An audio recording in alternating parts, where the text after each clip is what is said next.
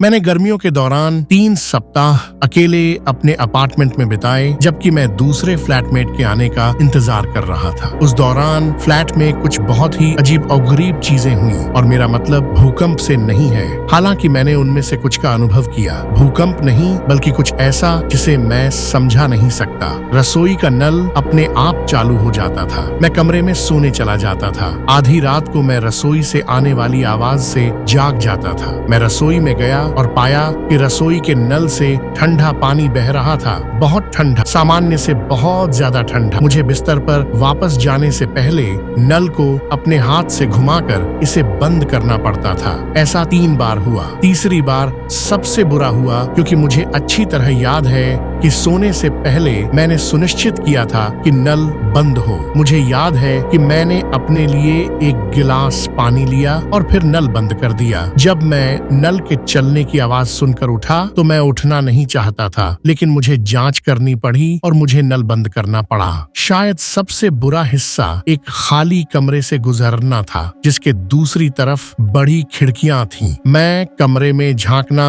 बर्दाश्त नहीं कर सकता था, क्योंकि मुझे इसके बारे में बहुत बुरा लग रहा था। ऐसा लगा जैसे अपार्टमेंट में मेरे साथ कुछ है। नल बंद करने पर यह फिर से बहुत ठंडा था। मैं अपने कमरे में वापस जाने के लिए मुड़ना नहीं चाहता था, और मुझे स्वीकार करना चाहिए कि मैं बहुत डरा हुआ था और मैंने रसोई में लाइट चालू छोड़ दी थी। मैं आमतौर पर चीजों से नहीं डरता, लेकिन कभी कभी मैं उस नल के बारे में सोचना बंद नहीं कर पाता। ये कैसे संभव है? क्या नल अपने आप चालू हो सकता है? पानी का दबाव, पाइप में बचा हुआ पानी बाहर आ रहा है। शायद मैंने इसे अपनी नींद में किया हो। शायद मैं सिंक के पास गया और नल चालू कर दिया, जो कि बहुत डरावना है। मैं रात में क्यों उठूंगा, कुछ करूंगा और फिर उसे याद नहीं रखूंगा।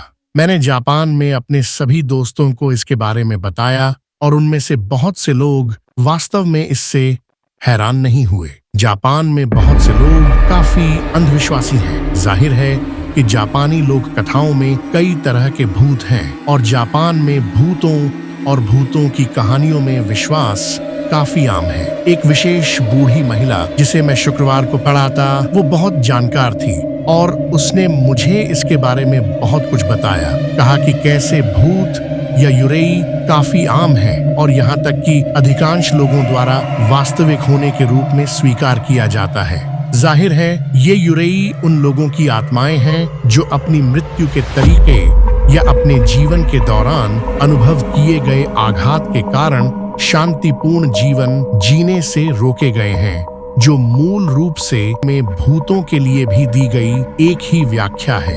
ये अजीब है कि दुनिया भर की कई संस्कृतियों की लोक कथाओं में भूत शामिल हैं, और वो सभी इस विचार से समझाए जाते हैं कि एक आत्मा जो आराम नहीं कर सकती।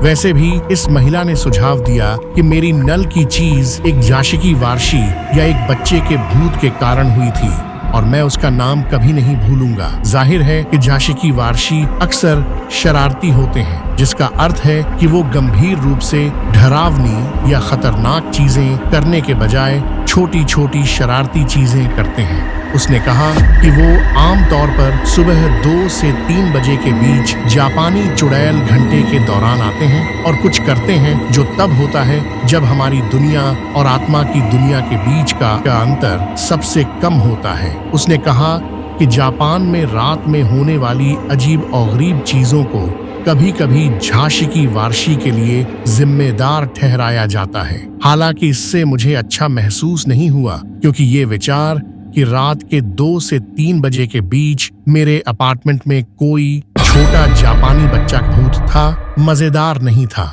अगस्त में पीटर नामक एक नए फ्लैटमेट को पाने के बाद नल की बात बंद हो गई। हालांकि कुछ हफ्तों के लिए मैं अपार्टमेंट में अकेले थोड़ा परेशान करने वाला समय बिताता था, नल के बारे में न सोचने की कोशिश करता था। ऐसा मेरे साथ तब से नहीं हुआ है, इसलिए शायद अगर ये फिर से होता है तो मैं घबरा जाऊंगा। मुझे पता है मैंने अपनी गर्लफ्रेंड को इसके बारे में कभी नहीं बताया, क्योंकि इससे वो चिंतित हो जाती। कोई विचार है कि वो क्या था?